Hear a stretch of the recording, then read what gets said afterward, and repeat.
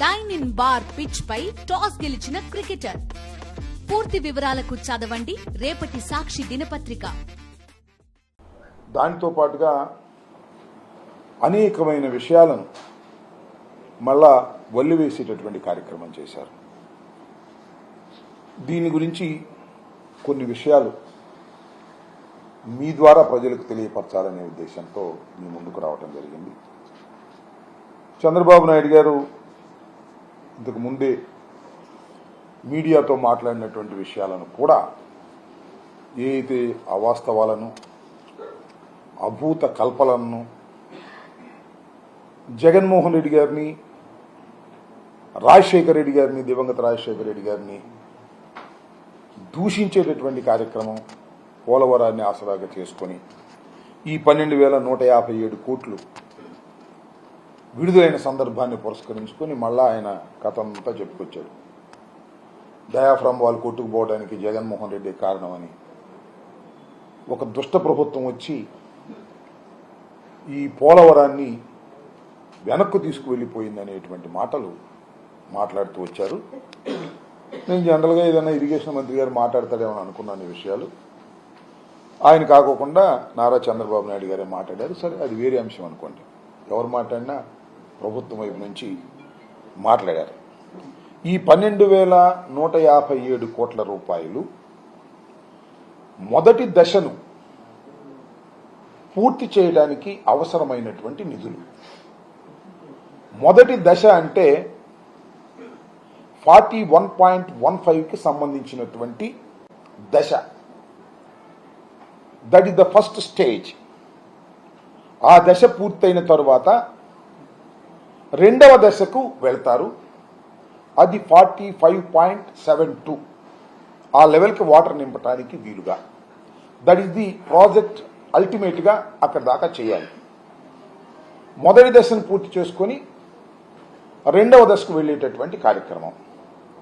మొదటి దశ పూర్తి కావడానికి ఈ 12,157 కోట్ల రూపాయలు కేంద్ర ప్రభుత్వం క్యాబినెట్లో ఆమోదించి విడుదల చేస్తే తప్ప జరగదు.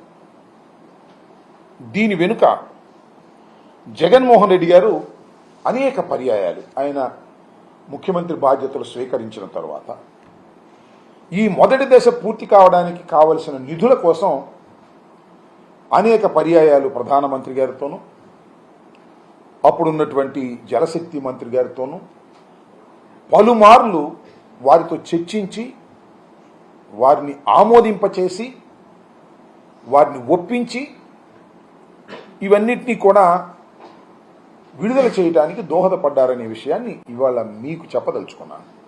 చంద్రబాబు నాయుడు గారు రాగానే తక్కని చూసి ఈ 12,157 కోట్లు రిలీజ్ చేయలేదనే వాస్తవాన్ని ప్రజలు గమనించాలి, మేధావులు గమనించాలి. సరే, చంద్రబాబు నాయుడు గారు గమనించినా గమనించినట్టుగా ఉంటారు కాబట్టి వారికి నేనేం ప్రత్యేకంగా చెప్పాల్సిన అవసరం లేదు. ఈ సందర్భాన్ని పురస్కరించుకుని ఆయన సుదీర్ఘమైనటువంటి ఉపన్యాసాన్ని మీడియాలో చెప్పారు కాబట్టి, అనేక అసత్యాలను మా మీద రుద్దేటటువంటి ప్రయత్నం చేశారు కాబట్టి కొన్ని అంశాలను మళ్ళా తిరిగి చెప్పవలసినటువంటి అవసరం, బాధ్యత మా మీద ఉందని భావిస్తా ఉన్నా. చాలా చిత్రమైనటువంటి అంశం ఏమిటంటే, గతంలో అనేక సందర్భాల్లో చెప్పాను, మళ్ళా I'm reiterating at this juncture. అదేమిటంటే, చంద్రబాబు నాయుడు గారు ఈ ప్రాజెక్టుని కేంద్ర ప్రభుత్వం కాకోకుండా రాష్ట్ర ప్రభుత్వమే చేస్తుందని ఆయన 2016లో అంగీకరించారు. దానికి ఒక పెద్ద కథ చెప్తాడు. నేను గడ్కరీ దగ్గరికి పండుగ పూట వెళ్ళాను, వారిని ఒప్పించేటటువంటి కార్యక్రమం చేశాను, అంతా నేనే ఎక్స్ప్లెయిన్ చేశాను, మొత్తం అంతా ఎక్స్ప్లెయిన్ చేసిన తర్వాత వారు అంగీకరించారు, ఇంత కష్టపడ్డాను అని. అది కష్టపడటం కాదు. ఏదో ఒక విధంగా ఆ ప్రాజెక్టుని కేంద్రం కట్టకోకుండా రాష్ట్ర ప్రభుత్వమే కట్టే తనకు నచ్చిన కాంట్రాక్టర్ను వేసుకొని దానిలో కమిషన్లు దండుకోవాలనేటువంటి ఒక దుర్బుద్ధి, ఒక ఆశ. దానికోసం ఇదంతా చేసి దాన్ని వాళ్ళు పదే పదే నేను కష్టపడ్డాను, అసలు పోలవరం నేనే ఆలోచన చేశాను, పోలవరానికి నేనే ముందు ప్రారంభించాను అనేటువంటి పద్ధతిలో మాట్లాడుతున్నారు. నాకు చాలా ఆశ్చర్యం వేసింది. అసలు రాజశేఖర రెడ్డి గారు చేసిన పన్ను వల్ల పోలవరం వెనక్కిపోయిందన్నాడు ఇందాక. ఏం మాట్లాడుతున్నావు నువ్వు చంద్రబాబు నాయుడు గారు? రాజశేఖర రెడ్డి గారు ఏం చేశాడు, కొన్ని కాలంలో మట్టి తీసి పక్కన వేసాడు అనేటువంటి మాట మాట్లాడుతున్నాడు. ఎస్, రాజశేఖర గారు ఫస్ట్ లెఫ్ట్ అండ్ రైట్ కెనాల్స్కి గ్రీన్ సిగ్నల్ ఇచ్చి 90% ఆఫ్ రైట్ కెనాల్ ఏదైతే ఉన్నదో ఇవాళ మనం ఉపయోగించుకుంటున్నామో పట్టిసీమ నుంచి, ఆ కెనాల్ని 90% పూర్తి చేసినటువంటి వ్యక్తి జగన్మోహన్ రెడ్డి గారి ఫాదర్ అయినటువంటి రాజశేఖర రెడ్డి గారు. ఏదో 2 తట్ల మట్టి తీసి అక్కడ వేసామనేటువంటి మాట మాట్లాడేటటువంటి ప్రయత్నం చేస్తున్నారు చంద్రబాబు నాయుడు గారు. చాలా దురదృష్టమని మనవి చేస్తున్నారు. ఇలాంటి పచ్చి అవాస్తవాలను మీకు మైకి దొరికింది కదా, ముఖ్యమంత్రి అయ్యాను కదా 4వసారి, మీకు చెప్పే మీడియా ఉంది కదా అని చెప్పేసి అలా అసత్యాలు పదే పదే పదే పదే చెప్పి ప్రజలు నమ్మించాలనేటువంటి ప్రయత్నం చేయడం చాలా దురదృష్టకరమైన మనవి చేస్తున్నాం. చంద్రబాబు నాయుడు గారు గడ్కరీ దగ్గరికి వెళ్ళి ఒప్పుకున్నది ఏమిటంటే చాలా బాధాకరమైన అంశం. లేటు కావడానికి అది ఒక కారణం. అది ఏమిటంటే చంద్రబాబు నాయుడు గారు 16లో అంగీకరించింది, 2016లో ఆయన ముఖ్యమంత్రి అయిన తర్వాత. అంటే 14లో ముఖ్యమంత్రి అయితే 2016లో వాళ్ళని ఒప్పించాడు.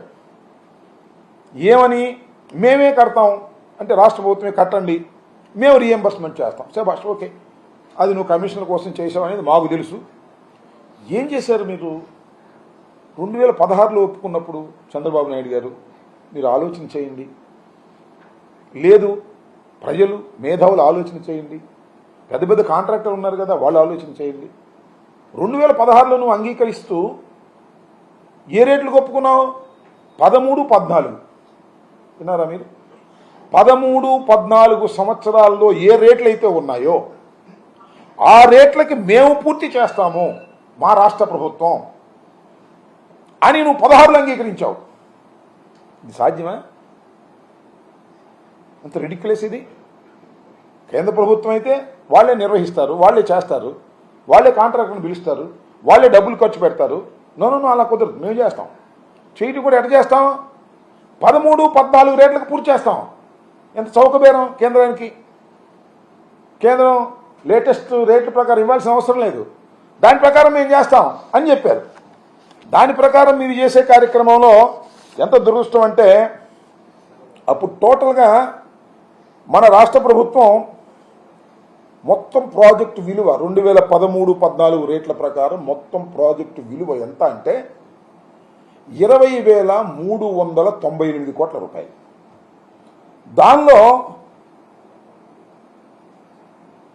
దానిలో ఏం జరిగింది? 4,730.71 కోట్లు రాష్ట్ర ప్రభుత్వం ఖర్చు పెట్టింది అప్పటికి. అది రాజశేఖర రెడ్డి టైంలో కానీ, కిరణ్ కుమార్ రెడ్డి గారి టైంలో కానీ, లేదు రోసయ్య గారి టైంలో కానీ ఇది ఖర్చు చేసింది. ఇది మినహాయించి ఇది కూడా జాతీయ ప్రాజెక్టులో మన వాటాగా పెట్టుకొని మిగతా అమౌంట్ ఏదైతే ఉందో, ఈ మిగతా పోయిన అమౌంట్ పోగా ఆ మిగతా అమౌంట్ ఏది ఉందో అది మాత్రం ఇస్తానంటే ఒప్పేసుకొచ్చేశారు. ఇది రాష్ట్రాన్ని బాగు చేయడానికా, లేక మీరు బాగుపడటానికా, లేకపోతే మీ కాంట్రాక్టర్లు బాగుపడటానికా? What is this?